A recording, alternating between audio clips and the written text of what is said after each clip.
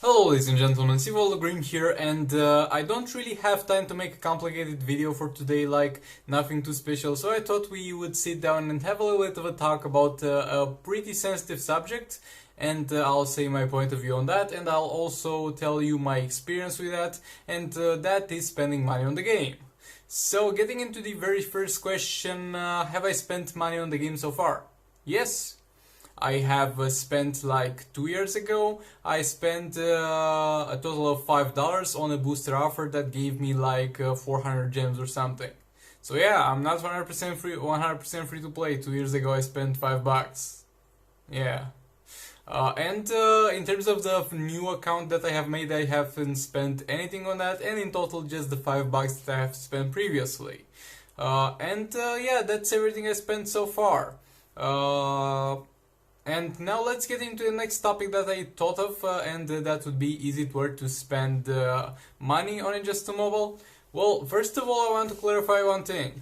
What you do with your money is up to you. You work for it, you earn it, it's up to you how you spend it. So you can feel free to spend it in any way, shape, form that you want, without feeling any shame or remorse, or letting anybody tell you that you should feel any shame or remorse for doing so. And also the concept of money is going to be a relative concept depending on where you live.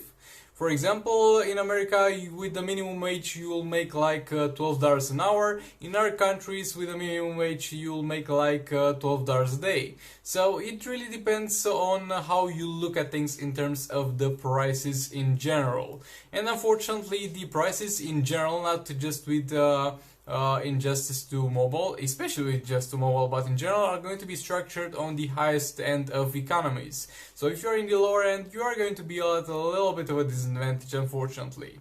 So it begs the question, is it worth to spend money on Just 2 Mobile? Well, it depends how you ask the question. Just 2 Mobile was a very nice game and a very good game to play, like 1 year ago, 1 year and a little bit ago, and in the last couple of months it has gone a little bit down in the public eye of the players because of some questionable updates. And I think the downfall of it really began when they got out the old gear pack from the store. So yeah, considering that, it begs the question, is it really a game worth spending money for? Well, kind of, because of the fact that it's still a good game. It's the best fighting game that you have on the market in terms of graphics and fighting mechanics. Yes, it has bugs, a lot of bugs at some points. Yes, the offers are expensive, but it's a game that might be worthwhile. And now getting into the next point, which will be discussing the price of the special offers. And the price of the special offers are going to be horrendous. And remember, I said it's worth to spend money on it in some certain scenarios on some packs. That's not going to be most of the packs. It is kind of rare, even though you might want to, and it might be worth spending money on the game. It's going to be a very rare occasion because most of the things that are sold into the special offer store are going to be pretty much crap. They're going to sell everything that they can. They're going to sell like a 4-star character that is right now in the arena season. Even if it's an easy arena season, they don't care. They're going to be like, we're going to sell this, and we're going to sell this for $40-50. Okay, good luck with that, mate. Unfortunately for the people that got in to buy that. They're going to also sell in the special offer section gear packs that have gears for level 10 and 20, and sometimes yes, there are gears that are hard to get, and I think it's a reasonable thing to do in some scenarios, but sometimes they will just straight up sell gears for characters that already have their gears in the arena store, and most advanced players are going to be like, I'm not gonna pay $10 or $20 for a little bit of a boost in those gear levels, it's not worth it. A new player would be like, well, I got this new character and I don't yet have his gears. Where can I get it from? Oh, look, it's in the special offers. Maybe it's only from there, or it's from a very hard place. So yeah, when you see gears in the special offers, definitely check the arena store beforehand, or ask some people if they are easy to drop from some places, or if that character is easily to gear up. Yeah, in terms of special offers, there are a few things that I find worth buying. For example, there was recently the Apocalypse offer with a guaranteed Apocalypse artifact. Well, it's still a gamble on what artifact you're going to get, but at least you get a guaranteed new artifact.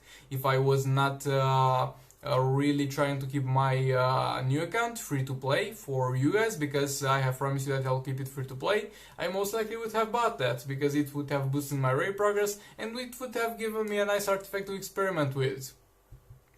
Other things that I might consider buying in the future are, for example, gears for Black Manta.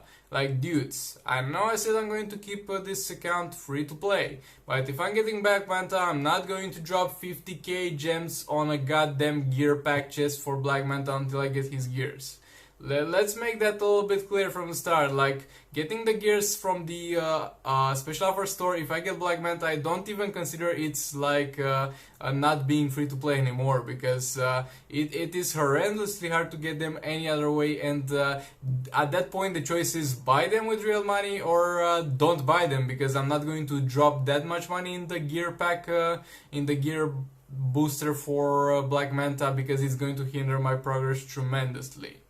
And yeah, there are kinds of special offers. There are some special offers that are just so terrible that they are just loot boxes. They are going to get out a special offer that's going to be like special offer for Enchantress, only $10, but you got 2% chance to get Enchantress and 98% to get a random gold character.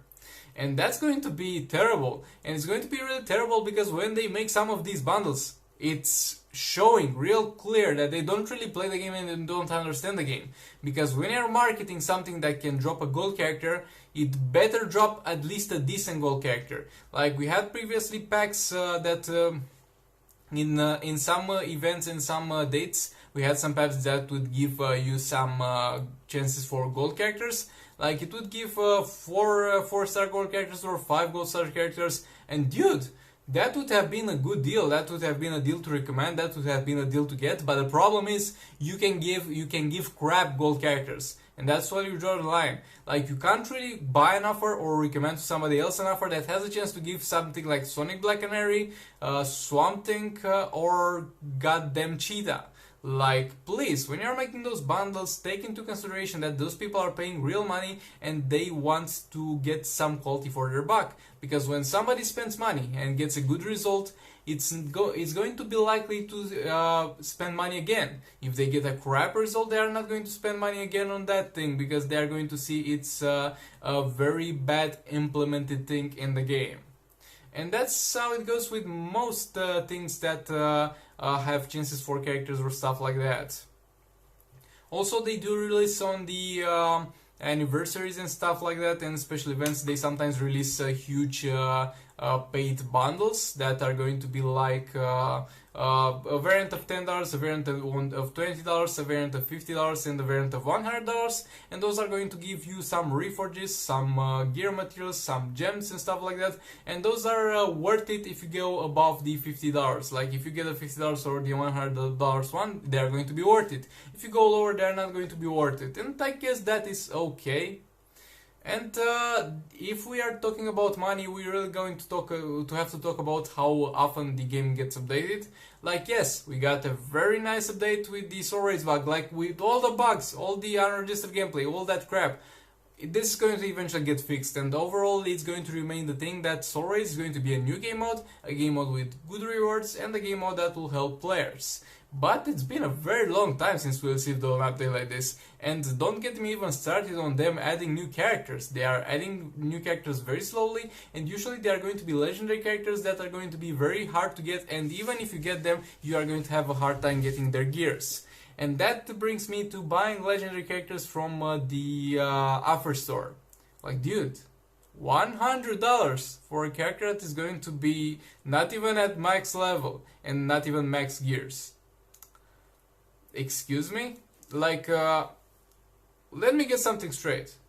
I get that some people are willing to spend that amount. I get that that amount is not going to be huge for some people. But it's going to be a very slimy practice for you as a game developer to sell characters at that price tag and not even give them maxed. Like for $6 you could buy a full AAA game and you're not going to give one character max in the game. Well, yeah, that is going to pretty much suck. I don't recommend you guys ever buy legendary characters from the offer store because they're just too expensive, to be honest. no matter where you live, no matter how much the economy is. Yet again, do whatever you want with your money. Do have fun, get that dark side if you want that dark side. But in my opinion, it's going to be just a bad practice for a bad consumer practice for them. So yeah, this was pretty much everything I wanted to say on this subject. Yeah, I'm not 100% free to play. I dumped $5 like 2 years ago, so you can give me crap for that. And as I have said, it's not necessarily a good or a bad thing to be or not be free to play player. I'm trying to do this on my secondary account because I did really want to relate to you guys. Because while some people might spend money on the game, it's going to be a mobile game, and the most people are going to be trying to be free to play. So that's why I'm not spending money. I'm trying to be relatable to my audience. You do whatever you want. If you enjoyed this, like, comment, subscribe. Dislike it if you dislike it. Maybe subscribe for more content like this. And I'll see you in the next one.